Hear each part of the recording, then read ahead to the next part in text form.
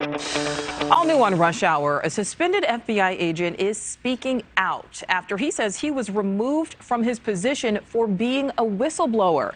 Stephen Friend says he filed a complaint about how the FBI was investigating Americans believed to be connected to January 6th. Now he says he's been sidelined. Investigative correspondent Rich McHugh has the story. By all accounts, 37-year-old Stephen Friend, father of two, 12-year veteran of the FBI, special agent and SWAT team member, has a bright future in the force. But last month, the FBI declared him AWOL, stripped him of his badge and gun after he complained to superiors that some of the January 6th investigations they were conducting on citizens were in violation of their civil liberties, and that he had a duty to uphold the Constitution. The investigations were inconsistent with FBI procedure and resulted in the violation of citizens' 6th and 8th Amendment rights, Friend wrote in a whistleblower complaint filed in September with the Department of Justice Inspector General. He also called the January 6th committee overzealous. There is a vast amount of investigative effort going on right now related to January 6th. And Stephen wants those people who are under investigation, particularly the innocent ones, to be investigated in a manner which respects the Constitution. And that has not been happening. Dan Meyer is Stephen Friend's attorney. What is his main issue here? As the cases were being opened, they were being assigned to regional offices, and they were not being worked in those regional offices. They're all being directed centrally from Washington. There were cases in his name that he was not working.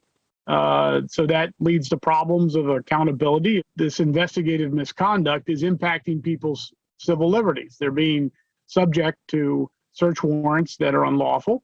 They're being subject to a violation of their constitutional rights, the Bill of Rights. In his complaint, Friend alleges that against policy of the FBI, January 6 cases were farmed out to FBI field offices, quote, even though the alleged crimes occurred in Washington, D.C., but wrote that a Washington field office task force still reserved authority for actually managing the cases, and that FBI leadership told field staff to interview possible January 6 riot suspects even though there was no direct evidence that they were in Washington, D.C. on January 6th, and, quote, to use aggressive tactics such as SWAT teams when apprehending suspects accused of nonviolent misdemeanors. Two Republican senators, Chuck Grassley and Ron Johnson, have now called on Attorney General Merrick Garland and FBI Director Christopher Wray to end the special agent's suspension. In a statement to NewsNation, the FBI says it cannot comment on specific investigations and writes, the FBI's authority to investigate a case as domestic terrorism requires the existence of a potential criminal federal violation, the unlawful use of threat or force